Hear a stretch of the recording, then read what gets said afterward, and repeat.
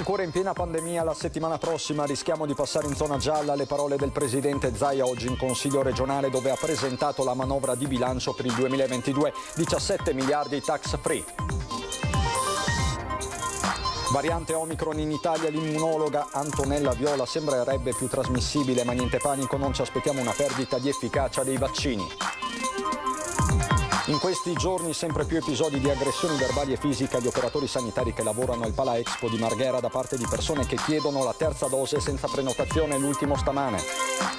Tragedia sul lavoro a Jesolo, esplode una bombola di gas al Palazzo del Turismo in piazza Brescia, muore un 46enne tecnico di dolo, indagini dei carabinieri e Spisal. Dopo l'esclusione dalla corsa, segretario del PD Veneto Laura Cuppato non molla, presentato alla commissione di garanzia un secondo ricorso degli iscritti.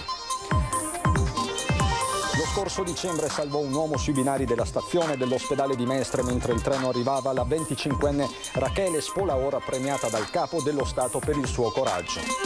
Lezioni scolastiche all'aperto tra gli alberi in vere e proprie aule immerse nella natura. Casugana ci crede, stamattina ha presentato il progetto ai bambini del quartiere di San Giuseppe.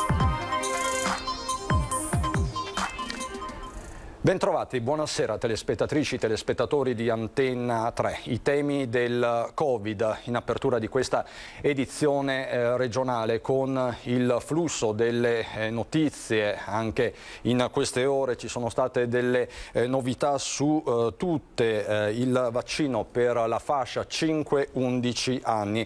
Si attende il via libera di AIFA in settimana, ma il coordinatore del CTS Franco Locatelli ha già detto che la somministrazione è pronta a partire già dal 23 di dicembre. Proprio sul vaccino ai bambini vi interroghiamo questa sera, chiediamo la vostra opinione per il sondaggio di Ring. Vaccino ai bambini, giusto farlo? Se sì, il numero è quello verde 0422 162 6691, se no non è giusto, il numero è quello in rosso 0422 162 6690. La chiamata come sempre è gratuita. Questo del resto è il tema del momento, uno dei temi del momento, perché da un lato c'è la variante Omicron che fa paura, dall'altro l'aumento del contagio anche in Veneto, con il presidente della regione Luca Zaia che questa mattina, parlando in Consiglio regionale per la manovra di bilancio, ha detto chiaro e tondo che la prossima settimana potrebbe coincidere per il Veneto con il passaggio in fascia gialla. Sentiamolo. Immagino che il Veneto diventi giallo non questa settimana, ma probabilmente la prossima il rischio sarà alto di diventare gialli, nel senso che gli indicatori, noi abbiamo già superato l'incidenza da giallo, dobbiamo arrivare al 10% di occupazione di terapie intensive per passare al giallo e il 15% dell'area non critica. Allora, non siamo ancora a questi livelli. I parametri ospedalieri sono ancora da zona bianca, ma l'evoluzione rapida del contagio in costante salita preme sulle strutture sanitarie, dove i ricoveri in area non critica nelle ultime 24 ore hanno superato i 500, mentre le terapie intensive sfiorano le 100, 98 per l'esattezza, una soglia non solo psicologica nei giorni in cui massima è l'allerta per la variante Omicron. Anche per questo da Palazzo Ferrofini, dove si trova per avviare la maratona di bilancio, Luca Zaia usa parole inequivocabili. Appello che faccio a tutti i veneti, perdonatemi se lo faccio qui, ma ne approfitto per il luogo che è autorevole, è quello che se non facciamo attenzione finisce che ci facciamo male, e la giustificazione non può essere dire i vaccini non funzionano, perché questa non è verità. I vaccini ci stanno fortemente rallentando quello che sarebbe il normale decorso di un'infezione come questa, che ci porterebbe ai valori dell'anno scorso. Sanità che proprio nei documenti di bilancio continua a fare la parte del leone, incamerando 9 miliardi di euro sui 17 previsti dalla manovra, ma ci sono margini anche per guardare oltre la pandemia. Strategico il capitolo delle opere pubbliche, dalle varianti di Longarone e Cortina in vista delle Olimpiadi al nuovo ospedale di Padova, destinato a diventare un grande polo di ricerca, a patto che lo stesso governo all'interno del PNRR PNRR faccia la sua parte. E spero che a livello nazionale si riesca a convincere chi dovrà decidere che questi sono progetti innovativi. Inevitabile un riferimento alla conclusione della Pedemontana Veneta come volano di un'economia che resiste e cresce, seppure tra mille incertezze. Il PIL regionale a fine 2021 è stimato in recupero di 6,4 punti percentuali contro i 6 della media nazionale. In questo contesto si rinnova la decisione di non mettere le mani in tasca dei veneti, primato che Zaia rivendica. Siamo l'unica regione che non applica tasse, abbiamo una pressione fiscale da fisco regionale pari all'1% rispetto al nostro potenziale, quindi il 99% della tassazione non c'è e vale circa 1.146 milioni di euro all'anno che non preleviamo dalle tasche dei veneti, o tramite l'IRPEF oppure tramite l'IRAP. Sanità dunque, ma anche rilancio dell'economia al centro di questa manovra regionale, ma tra opposizione e maggioranza inevitabilmente cominciano ad affiorare delle differenze di vedute. Prima l'aggiornamento del documento di economia e finanza alla luce di una ripresa che in Veneto è stata superiore alla media nazionale. Quindi dalla prossima settimana l'esame vero e proprio della manovra di bilancio. Complessivamente 17 miliardi. Tolte le partite tecniche arriviamo a 12, tolta la sanità e il sociale che sono circa 10 miliardi e mezzo, vede un bilancio della regione di circa 1,5 miliardi. Per rilanciare l'economia saranno stanziati 65 milioni di euro nell'ambito della programmazione 21-27 dell'Unione Europea, una partita da 2 miliardi complessivi parallela ai fondi del PNRR. Ma la parte del leone ovviamente per la sanità. Per garantire livelli di assistenza assoluti ai nostri veneti, per fare in modo che tutti i veneti possano essere curati nel miglior tempo possibile. Dopodiché c'è da intercettare la ripresa economica, che è molto vigorosa nel nostro territorio, dobbiamo farla durare il più possibile. Scettico lo sguardo dell'opposizione. È un bilancio che potremmo definire di ordinaria amministrazione, che lascia solo 60 milioni liberi per le emergenze, che a nostro giudizio non è in grado di affrontare quel rilancio che invece è necessario. Il Partito Democratico ha presentato una contromanovra da 100 milioni, in particolare a favore delle imprese per facilitare le assunzioni di giovani. Noi abbiamo presentato oltre 280 emendamenti che in gran parte sono di tipo tecnico, non di tipo politico, proprio per cercare di dare efficacia all'azione dell'amministrazione regionale. Più in generale sono tante le proposte alla manovra di bilancio che arriveranno dai partiti che compongono il Consiglio regionale, sia dalla parte della maggioranza che dell'opposizione. Attenzioni nei confronti delle nostre famiglie, della natalità, dei giovani, dello sport e ovviamente delle imprese. Sto pensando al sociale. Sto pensando all'agricoltura, quindi alla parte legata all'economia. La sicurezza sul lavoro, che è un altro tema, una piaga proprio per la regione del Veneto, che è maglia nera in questo campo purtroppo. Questa è la pagina politica, ma si è conclusa poco meno di mezz'ora fa la riunione tra il ministro all'interno Lamorgese e i prefetti della penisola. Un prefetto per regione, al tavolo ha partecipato Vittorio Zappalorto, prefetto di Venezia. Ci saranno maggiori controlli e soprattutto verifiche sul rispetto delle prescrizioni anti-Covid. Saranno mobilitate anche le forze dell'ordine con gli agenti della polizia locale per svolgere accertamenti a campione sui luoghi di massimo assembramento come mercati, bar e ristorazione e più in generale sui luoghi della movida. Successivamente, già nelle prossime ore in Veneto, si riuniranno sul territorio i comitati provinciali per l'ordine pubblico e la sicurezza. Tra i punti di cui si è discusso fino a tardo pomeriggio tra i prefetti dei capoluoghi regionali e Vittorio Zappalorto con il ministro Lamorgese anche i controlli a campione sui mezzi di trasporto pubblico locale. Su tutto questo pende come una spada di Damocle la variante Omicron, ma un primo messaggio scientifico di speranza arriva da Antonella Viola. Questa variante effettivamente ci preoccupa, è stata identificata in Sudafrica a novembre, in poche settimane ha rimpiazzato la variante Delta che già è molto contagiosa di suo, quindi sembrerebbe essere effettivamente più trasmissibile, però non andiamo nel panico perché non sappiamo prima di tutto che tipo di patologia causa, perché non sappiamo se causa una malattia più severa, uguale a quella di prima o magari anche meno severa, questo potrebbe anche accadere. E poi non sappiamo sui vaccini, cioè se i vaccini proteggono o no. Io non mi aspetto una perdita totale di efficacia da parte dei vaccini, eventualmente potrà esserci una riduzione dell'efficacia, motivo per cui dobbiamo vaccinarci. Obiettivo mettere in sicurezza in termini globali, sottolinea l'immunologa Antonella Viola, guardando alle responsabilità politiche, altrimenti il rischio che si generino nuove e pericolose varianti è dietro l'angolo. Io non credo che avremo nuove chiusure perché i vaccini che abbiamo funzionano. Il problema è politico in questo momento, cioè la gestione della campagna di vaccinazione, nel senso che noi dobbiamo gestire bene i vaccini che abbiamo, dobbiamo procedere con una sospensione dei brevetti per fare in modo che ci siano dosi sufficienti per vaccinare anche i paesi poveri.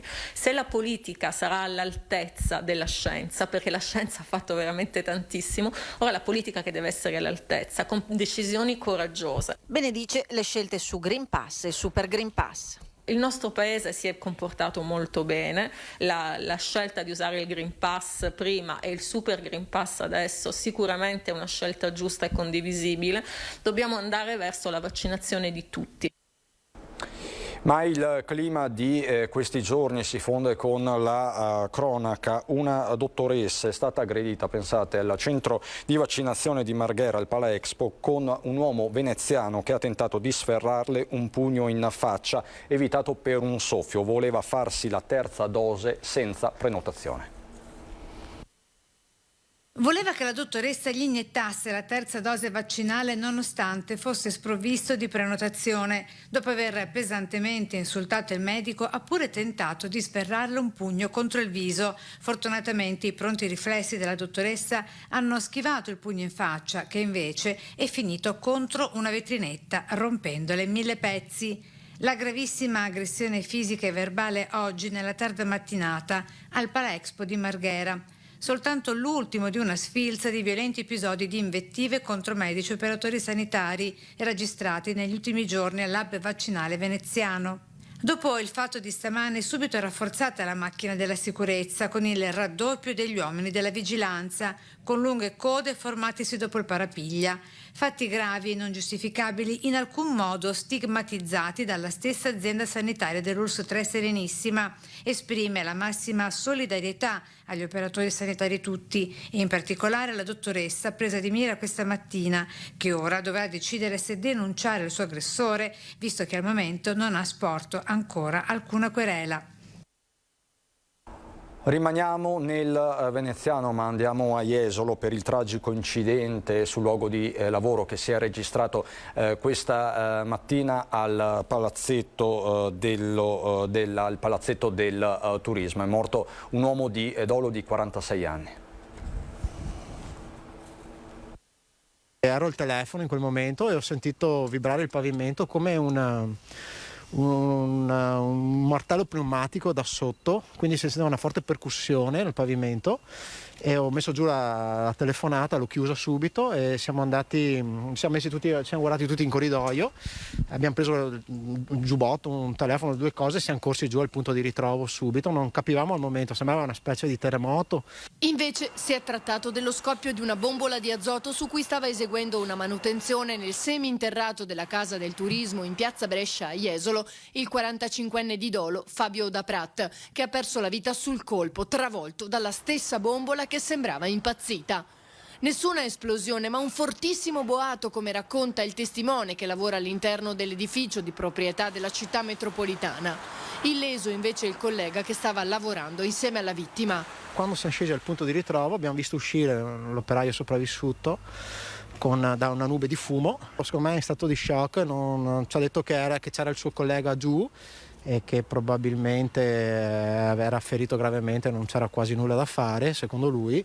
Ovviamente vedendo il fumo nessuno di noi si è rischiato di andare dentro a verificare, a controllare lo stato, per cui non potevamo fare altro che chiamare i soccorsi e attendere il prima possibile perché era troppo pericoloso, non sapendo che cosa fosse accaduto, perché poi ci ha parlato di un'esplosione di una bombola ma in realtà non riuscivamo a capire cosa fosse questa bombola, di che cosa, e se potesse esserci un'ulteriore esplosione a seguito, poi per cui di fatto siamo rimasti qui in strada. Sul posto sono giunti immediatamente i vigili del fuoco e i soccorsi, ma per Daprat non c'è stato nulla da fare. Per causa il vaglio dei carabinieri e dei tecnici dello Spisa, la bombola avrebbe iniziato a sfiatare, volando per la stanza e travolgendo il 46enne che lavorava per una ditta di Salzano. I due tecnici si trovavano nel seminterrato dell'edificio, dove ci sono bombole che contengono 50% di gas argon e 50% di azoto. L'intera struttura è stata posta sotto sequestro per tutti gli accertamenti del caso. Sul posto anche gli agenti della polizia locale. Quella che si è verificata alla Casa del Turismo è una tragedia che ci colpisce e ci addolora, il commento del sindaco di Jesolo Zoggia. Esprimo a nome mio, dell'amministrazione e della città le più sentite condoglianze ai familiari dell'operaio rimasto vittima di questo drammatico incidente, ha concluso. Investito sulle strisce pedonali il 4 novembre scorso, un 70enne di Cornedo Vicentino è deceduto ieri al San Bortolo. Armido Cecchinato, di 70 anni, è morto domenica all'ospedale San Bortolo di Vicenza dopo quasi un mese dall'investimento che aveva subito il 4 novembre. Era sulle strisce pedonali in via Montecimone a Spagnago di Cornedo quando poco prima delle 19 venne investito e buttato a terra da una Lancia Y. Al volante c'era un 39enne di Valdagno che si fermò a chiamare il 118. Gli operatori del SUEM soccorsero Cecchinato per diverso tempo, quindi decisero il trasporto all'ospedale di Vicenza, dove il pedone venne subito sottoposto a un delicato intervento chirurgico. Da allora le sue condizioni sono rimaste comunque sempre gravi, fino al decesso di domenica.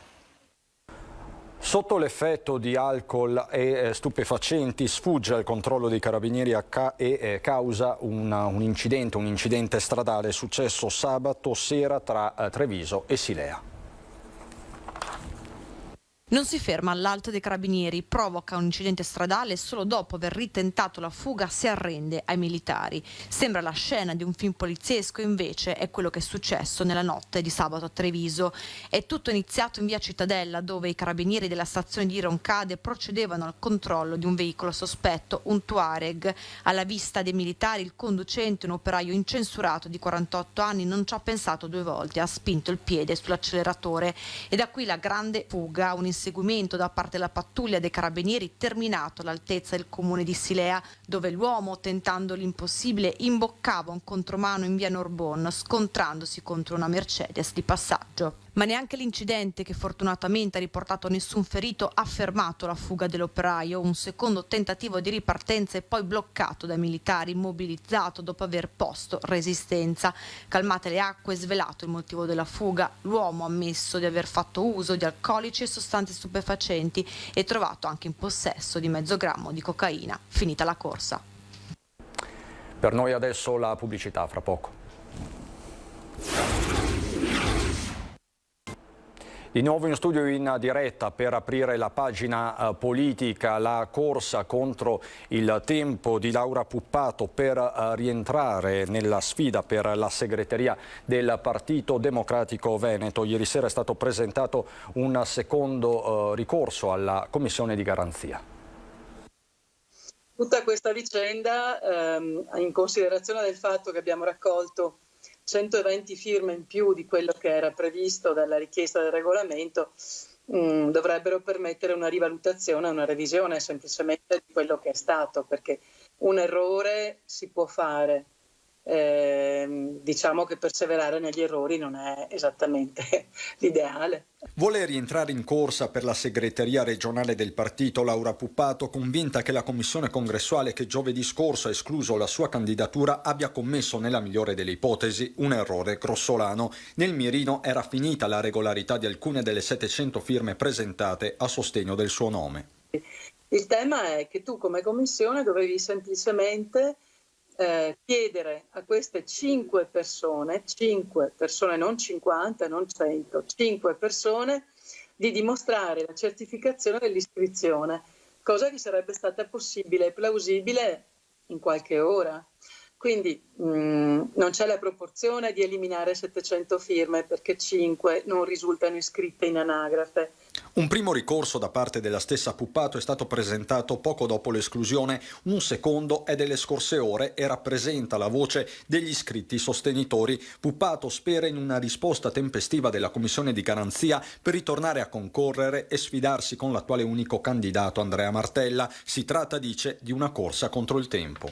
Però il problema che si pone è che siamo in una compressione, diciamo, di diritti, perché sono già partiti i circoli con le elezioni e quindi è chiaro che più si attende, più la situazione in realtà diventa ingestibile. Ecco. Il 10 dicembre dell'anno scorso alla stazione dell'ospedale di Mestre non esitò a soccorrere un ragazzo sui binari mentre stava sopraggiungendo un treno fratturandosi una tibia. Oggi a Roma la mestrina Rachele Spolaor, 25 anni, ha ricevuto dal Capo dello Stato Sergio Mattarella l'onorificenza di Cavaliere della Repubblica. Ho fatto quello che avrebbe fatto chiunque, ha detto la ragazza laureata all'Accademia delle Belle Arti di Venezia e che lavora nella Marca trevigiana. Ho agito distinto, mi sentivo responsabile di quella vita. Sono arrivati anche i complimenti del governatore Luca Zaia. Andiamo adesso a Treviso per una iniziativa che vede in prima fila le scuole. Parliamo di lezioni all'aperto nella natura.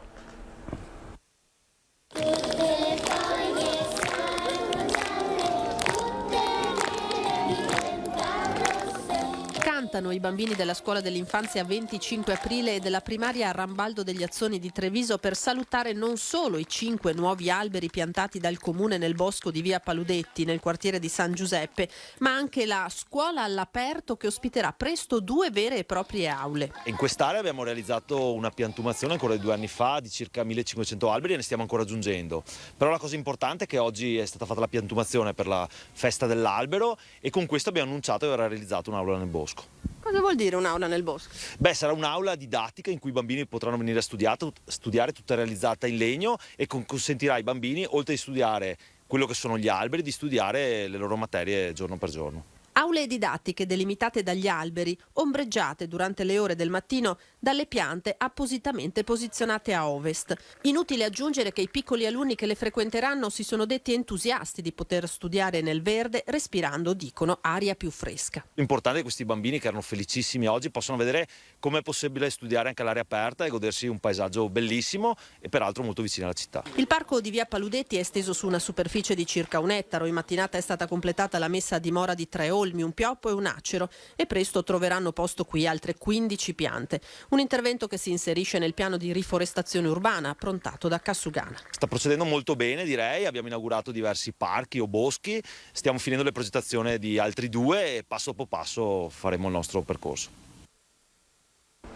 In ultima battuta vi ricordo l'appuntamento di questa sera con Ring, con il vice direttore Ferdinando Avarino. Ci saranno il professor Massimo Guerriero, biostatistico ed epidemiologo dell'Università di Verona, Stefano Marconna della Lega, Pietrangelo Pettenò di Sinistra Veneta, Fabio Raschillà di Fratelli d'Italia e Alessio Albertini del Partito Democratico. L'appuntamento quindi questa sera imperdibile alle 21:15 con Ring qui su Antenna 3. Vi lascio alle previsioni del tempo. È tutto per questa edizione, grazie per l'attenzione.